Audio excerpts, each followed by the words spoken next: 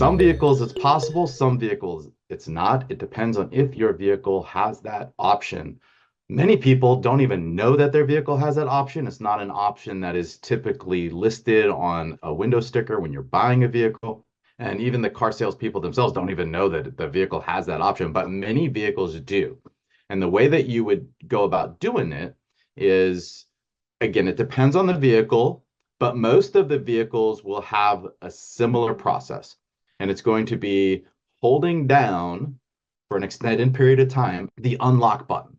So just hold down the unlock button in range of your vehicle, usually about 5 seconds, maybe longer, and then you'll see the windows just all start to roll down. Another way to do it is to stick the key into the door lock and turn it to the unlock position and hold it, and the windows will roll down. If it doesn't work on your vehicle, it's probably because your vehicle doesn't have that feature. And then the inverse is also true. Holding the lock button for an extended period of time will roll the windows up, or turning the key in the door lock to the lock position and holding it will roll the windows up. Again, vehicle specific if your vehicle has that feature, but that's how it's done.